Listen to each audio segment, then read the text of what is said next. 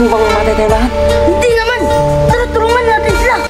Ram, tama si Master Marvin. Kung napahamak ka dyan, mapahamak tayong lahat.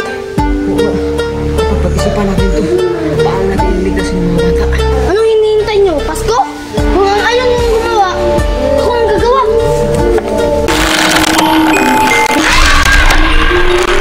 Ram! Huwag Ram! Ram! Kaibigan ko! Hindi na niya makuhaan! Bumubugin kita hanggang uli!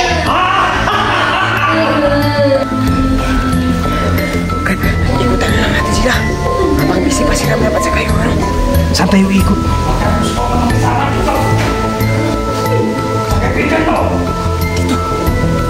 Kung gusto mo!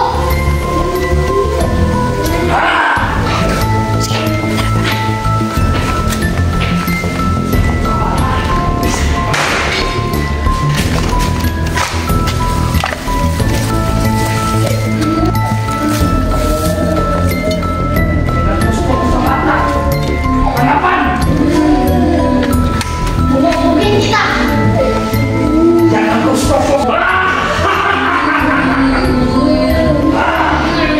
Bilisan mo dun.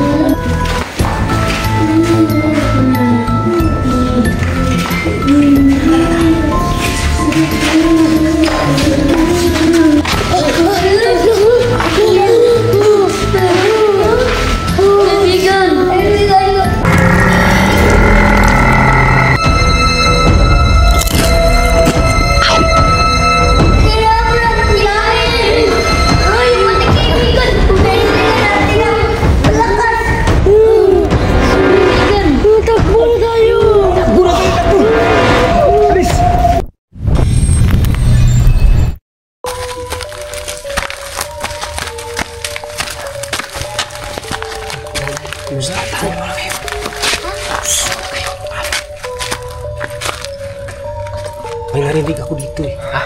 May narinig ako. Ay. Ano?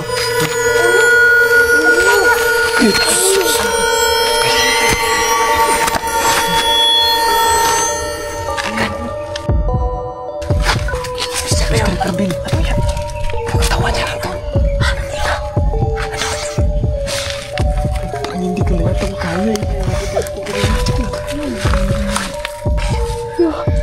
Tahan tayo umalis pa ito doon. Tahan doon. Parang hindi ko na yata kaya ito. Pinapigis na. Alis na tayo. Sige.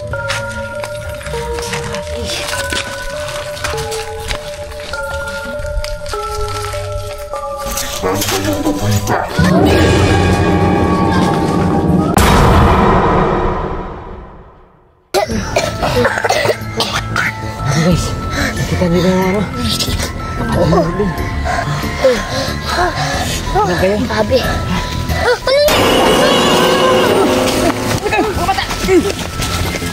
Sino kayo? Sino kayo? Sino po kami? Sinabi mo, may mahabol po sa amin. Hinabol kami ng ano? Yung bukaan niya, parang anong clown. Clown? Mataas yung buhok niya. Ha? Mataas yung buhok niya. Hinabol din ba kayo nun? Nakakatakot naman. Bakit sino ba kayo? Hindi mo na kami kilala? Hindi rin. Parang nagpapamilyar kaya takita. Grabe naman, hindi mo na kami kilala? Oo. Oo nga, kilala natin yan. Silang dalawa.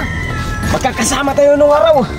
Di ba hinabol tayo nung mama, nung mataas yung buhok? Alaungan no. Ano ka ba? Bakit mo ba nangyayari sa akin?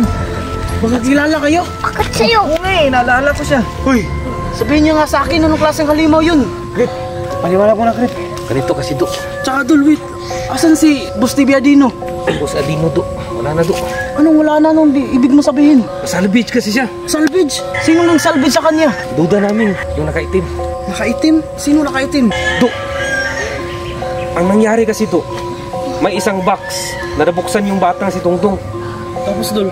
Tapos ang nangyari, pagbukas nila, kasi hinampas sila ng bato, di ba Master? Oo. Paghampas sila ng bato, may lumabas na itim, parang usok. Nilamon yung kapatid niya, naging abo. Dul, may idea ko Dul kung ano yung Dul. Box, may kadina. Tapos pagbukas may itim. May itim. Ano yung Dul? Boogeyman. Bakit mo alam, Kings? Paano mo nalaman? Basta mamaya ko na lang i-explain sa inyo. Baka masundan tayo eh. sobrang delikado ng halimaw na yun. Dok, sabihin mo muna ano yung sinasabi mong bugiman. Dul, paliwanag mo nga sa akin kung ano yung unang nangyari about sa box na yun. Ang una talaga nangyari nito. Noong nakarang araw, kami ni Jude, si Marvin at saka ako, nagpipintuhan kami. Itong batang to, humingi siya ng tulong sa amin. Tapos, may box silang nakita do, kulay puti. Tapos parang luma na siya. Tapos, may kadina, hinampas sila ng malaking bato. Nang magbukas ito, ayon sa kanilang salaysay, may lumabas na itim na usok.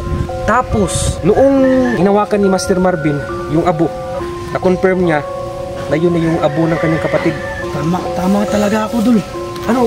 Tama ako. Isa yung boogeyman. Alam nyo ba kung anong ibig sabihin ng box na yun, yung kulay puti? Kulungan yun, Dul. Kulungan ng ano? Yung kadena na nakapalibot sa box na yun, isa yung barrier na para hindi mabuksan. May ginawa silang ritual about dun. Ihinampas ng mga bata na to, natanggal. Tapos yung boogeyman, nakawala. Dul, ang unang biktima, yung kapatid niya, naging alay. Ikang Adino naman, Dul. Sabihin mo. Ang Adino do, wag kang mabibigla do. Bakit? Alam kong matalik kayong magkaibigan ni Adino. Tinugot yung ulo niya. Oo nga, do. Nakakawa talaga. Tapos dito do. Alam mo ba kung ano nangyari? Tinutol din. Masakit pa nito do. Hindi namin nakita yung ulo niya. Teka, totoo ba yung mga sinasabi nyo na si Boss TV Adino yun? Nakita ko nga eh. Kami nakita namin lahat. Siya nga yun. Kasi siya yung unang pumunta sa katawan ni Boss Adino. Dul, ang unang alay, yung kapatid na. Tapos yung unang biktima, si Adino. Masamang nangyayari, Dul. Sobrang sama.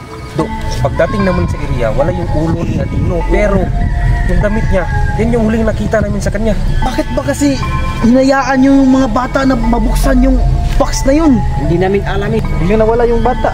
Hinahanap namin. Sobrang laki ng problema natin talaga. Pakalaki ng hinaharap natin problema. Bakit?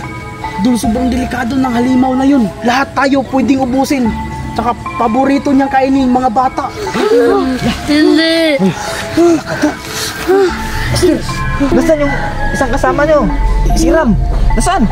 Bakit apat na lang sila? Hindi namin matanggap kung nakita namin. Bakit ano nakita niyo? Nilamon ni si Ramram. Oo nga. Isang biglang ganun lang Nakita niyo ba talaga? Kitang-kita ng dalawa naming mata. Malaki yung bunganga niya, no? Yun yung sinasabi ko sa inyo. Uubusin tayong lahat yan kung hindi natin gawan ng paraan. So, paano natin siya talunin?